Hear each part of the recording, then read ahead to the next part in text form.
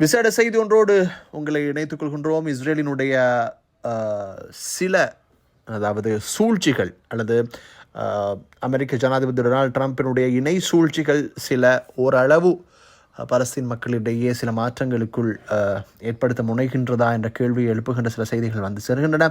அதன் அடிப்படையில் ஒரு தொகுதி காசா மக்கள் இஸ்ரேலினுடைய விமான நிலையம் மூலமாக, அதாவது ரமோன் விமான நிலையம் மூலமாக ருமேனியாவுக்கு அழைத்து செல்லப்பட்டிருப்பதாக விமானங்கள் மூலம் சர்வதேச செய்திகள் தெரிவிக்கின்றன.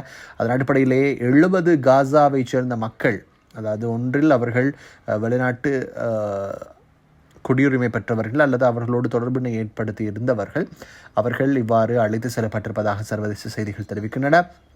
ஐரோப்பாவுக்கு அவர்கள் அழைத்து செல்லப்பட்டிருக்கிறார்கள். குறிப்பாக அமெரிக்க ஜனாதிபதி டொனால்ட் ட்ரம்பினுடைய காசா மக்களை மீள்குடியேற்றும் திட்டத்தின் ஒரு கட்டமாக இது இடம்பெற்றிருப்பதாகத்தான் சர்வதேச செய்திகள் தெரிவிக்கின்றன.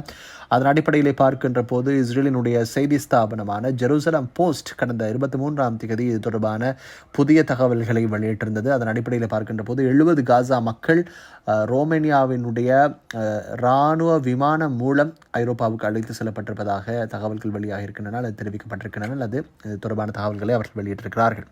இதில் இன்னுமொரு விடயம் இருக்கிறது. அதாவது ஜெருசலம் போஸ்டில் தெரிவித்திருக்கிறார்கள், இதற்காக இஸ்ரேல் அதிகாரிகள் தான் அவர்களை வெளியேற்றுவதற்கு உதவி செய்திருக்கிறார்கள் என்றும் தெரிவிக்கப்படுகிறது. அதே போல ட்ரம்பினுடைய இந்த மேல்குடியேற்ற திட்டத்திற்கு ஆதரவு தெரிவிக்கும் இவர்களுடைய மற்றொரு திட்டத்தின் மற்றொரு தகவலாக எங்களால் பார்க்கக்கூடியதாக இருக்கிறது. அதாவது இஸ்ரேல் கார்ட்ஸ் தெரிவித்திருக்கிறார், நாங்கள் இவர்களை வெளியேற்றுவதற்கான அமெரிக்க ஜனாதிபதியின் திட்டத்தினை நனவாக்குவோம், அதற்காக நாங்கள் எங்களுடைய பகுதிகளிலே சுயாதீனமாக இயங்கக்கூடிய அல்லது தன்னார்வ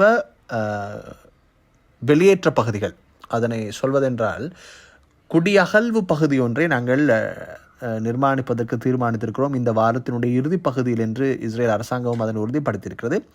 அதே நேரம் இன்னொரு விடயத்தினையும் எங்களால் பார்க்கக்கூடியதாக இருக்கிறது. பாதுகாப்பாகவும் வழிகாட்டல் முறையிலும் காசா மக்களை அங்கிருந்து வெளியேற்றுவதற்கு நாங்கள் தயாராக இருக்கிறோம் என்றும் இஸ்ரேல் பாதுகாப்பு அமைச்சர் தெரிவித்திருக்கிறார்.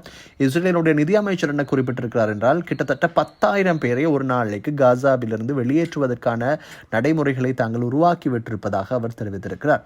எது எவ்வாறாக இருந்த போதிலும் கூட காசா பகுதியிலிருந்து வெளியேறுவதற்கு பெரும்பாலான பலஸ்தீனர்கள் ஆர்வமாக இருப்பதாகவும் சில செய்திகள் தெரிவித்திருக்கிறார். ஆனால் உண்மையில் நாங்கள் ஒரு விடயத்தை புரிந்து கொள்ள வேண்டும். காசா பகுதி மக்களில் பெரும்பாலானவர்கள் அந்த எண்ணத்தில் இருக்கிறார்களா என்பது தெரியவில்லை. ஏனென்றால் அவர்களுடைய நிஜ பூமியை விட்டு செல்வதற்கு ஒரு காலத்திலும் அவர்கள் இணங்க மாட்டார்கள். அப்படியானால் அவர்கள் எப்போதோ சென்றிருப்பார்கள். இவ்வளவு இழப்புகளை சந்தித்ததன் பிறகும் அவர்கள் இருக்கிறார்கள் என்றால் அது ஒரு மாயை தான். ஆனால் அங்கே கலப் இன்டர்நேஷனல் என்ற ஒரு சர்வதேச நிறுவனம் நடாத்திய ஒரு ஆய்விலே சில தகவல்கள் வெளிவந்திருக்கின்றன. அதன் அடிப்படையிலே ஒரு சிலர் என்று வருகின்ற போது குறிப்பிடத்தக்க அளவானோர் அங்கிருந்து தற்காலிகமாக அல்லது நிரந்தரமாக வெளியேறுவதற்கு அவர்கள் விருப்பப்பட்டிருப்பதாக தெரிவிக்கப்படுகிறது. கடந்த மார்ச் 2 முதல் 13ஆம் தேதி வரை மேற்கொள்ளப்பட்ட ஆய்வுகளின் அடிப்படையிலே குறிப்பாக 532 பேர் இதிலே கலந்து கொள்ள செய்யப்பட்டிருக்கிறார்கள். அவர்களினுடைய ஆய்வு முடிவில் 38% தற்காலிகமாக காசாவிலிருந்து வெளியேறுவதற்கு விருப்பம் தெரிவித்திருக்கிறார்கள். 14% நிரந்தரமாகவே வெளியேறுவதற்கு விருப்பம் தெரிவித்திருக்கிறார்கள். 4% தங்களுடைய குடும்பத்தினரை வெளிநாடுகளுக்கு அனுப்புவதற்கு விருப்பம் தெரிவித்திருக்கிறார்கள் என்று தெரிவிக்கப்படுகிறது.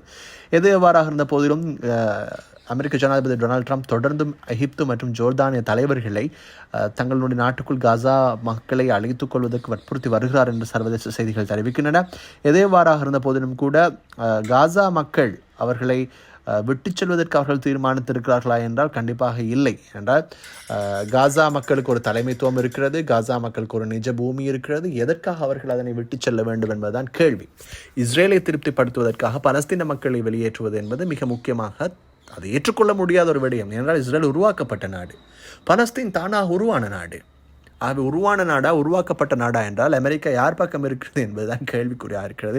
ஜனநாயகம், மனிதநேயம் எல்லாமே எல்லாருக்கும் தேவையில்லை, எங்களுக்கு மட்டும்தான் தேவையான இடத்தில் தேவை என்பது போல இருக்கிறது அவர்களுடைய செயற்பாடுகள். இறைவன் மிக அறிந்தவன். ஆகவே இறைவனுடைய மாளிகையையும் இறைவனுடைய புனித பூமியையும் பாதுகாப்பதற்கு இறைவனை விட போதுமானவன் யாரும் கிடையாது. எனவே எல்லா மக்களும் அங்கிருந்து செல்லக்கூடிய ஒரு சூழல் வந்தாலும் கூட ஒரே ஒரு விடயம்தான், காபத்துல்லாவை அழிப்பதற்காக புறப்பட்டு வந்த ஆபிரகாமினுடைய சம்பவம் தான் நினைவுக்கு வருகிறது. முத்தலிஃப் அவர்கள் ரசூல் ஸல்லல்லாஹு அலைஹி வஸல்லம் அவர்களுடைய மிக முக்கியமான வாழ்க்கை வரலாற்றை படிக்கின்ற போது எங்களுக்கு எல்லோருக்கும் தெரிந்த ஒரு விடயம்தான், காபத்துல்லாவினுடைய பாதுகாவலராக அப்போது இருந்த போது யார் இந்த காபத்துல்லாவை இப்போது இவரிடமிருந்து பாதுகாப்பார்கள் என்று மக்கள் அங்கலாய்த்து கொண்டதற்கு இறைவன் மிக போதுமானவன், அவனுடைய மாளிகையை பாதுகாத்துக் கொள்வதற்கு என்று கூறிவிட்டு அவர் சென்று விட்டார்.